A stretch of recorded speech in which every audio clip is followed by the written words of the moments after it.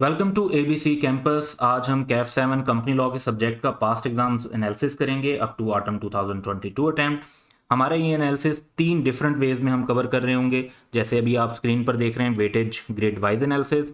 इसके बाद हम मार्क्स बेस्ड एनालिसिस भी करेंगे कि डिफरेंट छोटे छोटे पार्ट्स किस तरीके से एग्जाम में सेट हो रहे होते हैं, और फिर क्वेश्चन स्टाइल के हिसाब से भी एनालिसिस हम कर रहे होंगे। तो थ्री डिफरेंट वेज में हमारा पास्ट एग्जाम एनालिसिस कवर हो रहा होगा। तो हमारे पास जो पहली सिलेबस की ग्रेड है वो है incorporation and issuance of share, जो कि चैप्टर 1, 2, 5 एंड 6 चार चैप्टर्स बनते हैं। 15 से 20 नंबर की इसकी वेटेज ग्रेड है, जो कि अक्रॉस द एग्जाम्स जो है वो फॉलो की गई है।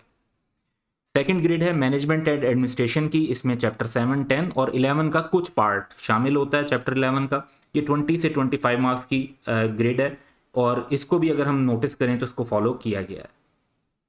एक्सेप्ट दैट कि ऑटम 2022 में हम थोड़ा सा नोटिस कर रहे हैं कि स्लाइट 2 मार्क्स कम इससे टेस्ट किए गए हैं, लेकिन ऑन एवरेज 20 से ज़्यादा ही एग्जामिन होगा।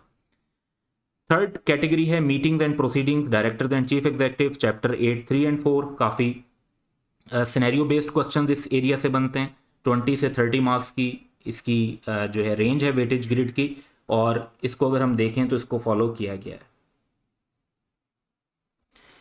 फिर डी जो है हमारे पास अकाउंट्स एंड डिविडेंड। इसमें चैप्टर 11 का एक मेजर पार्ट अकाउंट से रिलेटेड, और चैप्टर 9 जो डिविडेंड से रिलेटेड है वो कंप्लीट शामिल है।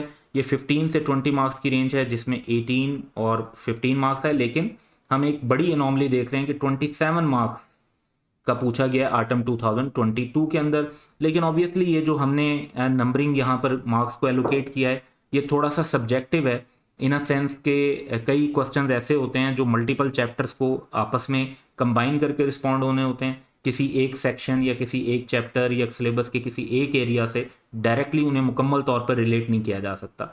तो थोड़ी सी आर्बिट्रेरी जो है कह लें कि एलोकेशन भी है मार्क्स की। लेकिन हम समझते हैं कि 2-3 नंबर से ज़्यादा का उसके अंदर आर्बिट्रेशन की वजह से हमारी फ़र्क नहीं पड़ सकता। तो ये 27 की थोड़ी बड़ी अनोमली है कि 20 मार्क्स के बजाय 27 तक यहाँ पर टेस्ट किया गया।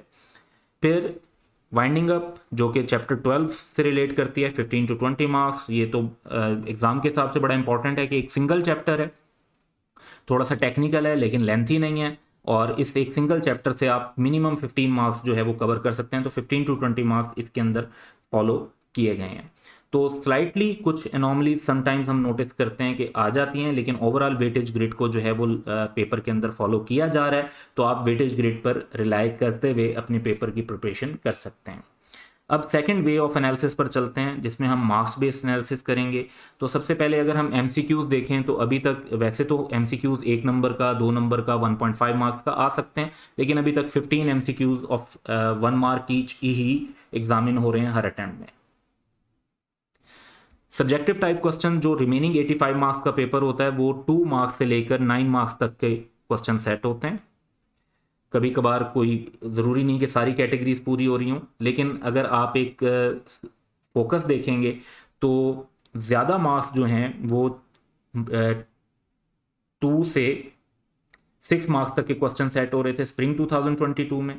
और उसके बाद 2 मार्क्स पे तो अभी भी 10 मार्क्स बन रहे हैं, लेकिन ये कि ज़्यादा फोकस थोड़े से बड़े सिनेरियोज पर शिफ्ट हुआ इन ऑटम 2022। तो आपको कंपनी लॉ का पेपर करते हुए शॉर्ट सिनेरियोज के ऊपर भी ग्रिप होनी चाहिए, और थोड़े से बड़े सिनेरियोज जो 6, 7, 8, 9 मार्क्स तक के सिनेरियोज हैं उनके ऊपर भी ग्रिप होनी चाहिए, क्योंकि दोनों टाइप के सिनेरियोज जो हैं वो डिफरेंट अटेम्प्ट्स के अंदर पूछे जा सकते हैं। तो ये मार्क्स बेस्ड एनालिसिस था। अब हम चलते हैं और क्वेश्चन की स्टाइल के हिसाब से एनालिसिस को देखते हैं। इसमें एमसीक्यूज और सब्जेक्टिव टाइप हमने दो मेन कैटेगरीज बनाई हैं, और फिर आगे नॉलेज बेस्ड और सिनेरियो बेस्ड। तो एमसीक्यूज में अगर हम नोटिस करें तो तकरीबन ऑलमोस्ट 50-50% कह सकते हैं, लेकिन थोड़ा सा सिनेरियोज की तरफ जो है ना रुझान वक्त के साथ बढ़ रहा है। देखें पहले सिनेरियो बेस्ड 5 था, फिर 7 हुआ, 7 से 9 हुआ, तो वक्त के साथ सिनेरियो बेस्ड एमसीक्यूज बढ़ रहे हैं। बाकी ऑन एवरेज अगर आप देखेंगे तो इक्वल नॉलेज बेस्ड और सिनेरियो बेस्ड एमसीक्यूज पेपर के अंदर सेट हो रहे होते हैं। सब्जेक्टिव टाइप में आए तो हमारी तीन कैटेगरीज हैं। सिंपल नॉलेज बेस्ड क्वेश्चन, जैसे एक सिंपल क्वेश्चन आ जाता है कि जी list down the duties of directors, या list down the contents of directors report. अच्छा, फिर ये आ जाता है कि कुछ होते हैं scenario context knowledge based question, यानी अपेरेंटली तो वो सिनेरियो जैसे लग रहे होते हैं, लेकिन उसमें कोई खास सिनेरियो वाली बात नहीं होती और वो नॉलेज बेस से ही हमने आंसर करना होता है।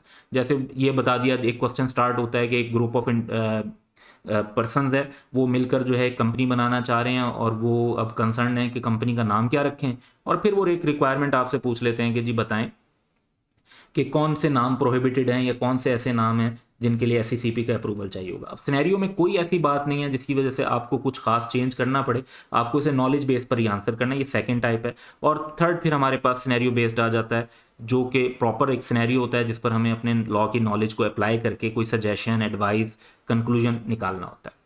तो अगर हम नोटिस करें तो सिंपल नॉलेज बेस्ड क्वेश्चन से तकरीबन 1/3 पेपर जो है वो सेट हो रहा होता है। 30 से 37, 33 मार्क्स ऑन एवरेज हम 32 मार्क्स देख रहे हैं। फिर जो scenario context knowledge based question हैं ये बहुत ज़्यादा सेट नहीं हो रहे, खासतौर पे मॉडल पेपर में तो थे थोड़े से ज़्यादा, लेकिन ये कि अगर आप एक्चुअल एग्जाम्स में देखें तो 5 मार्क्स, 4 मार्क्स, तो इनकी तरफ रुझान जो है वो थोड़ा सा कम हो गया है रिसेंट अटेम्प्ट्स के अंदर। सिनेरियो बेस्ड क्वेश्चंस जो हैं वो काफ़ी ज़्यादा एग्जामिन हो रहे हैं और हम देख सकते हैं कि मोर देन 50% पेपर जो है वो सिनेरियो बेस्ड ही है। खासतौर पे सब्जेक्टिव टाइप में तो क्लियरली हम देख रहे हैं 50 मार्क्स, 44 मार्क्स, और इवन मॉडल पेपर को भी शामिल करके एवरेज निकाल लें तो 45 मार्क्स की एवरेज इस तरफ आ रही है। सो ज़्यादा सिनेरियो बेस्ड क्वेश्चन पे फोकस। सिनेरियो बेस्ड क्वेश्चन के लिए हमें जो है लॉ का याद होना भी ज़रूरी है ताकि हम उस कॉन्सेप्ट को अप्लाई कर सकें, लेकिन उसके साथ साथ प्रॉपर अंडरस्टैंडिंग भी ज़रूरी है। तो आप लोग ये नोटिस करेंगे कि कंपनी लॉ का सिलेबस बहुत ज़्यादा नहीं है, लेकिन इस सिलेबस को बहुत प्रॉपरली और इन डेप्थ पढ़ने और समझने की ज़रूरत है ताकि आप पेपर को प्रॉपरली जो है वो हैंडल कर सकें। तो ये चीज़ें, पेपर का स्ट्रक्चर और पास्ट एग्जाम एनालिसिस को अपने जहन में रखिएगा। That's all for today. Have a good day.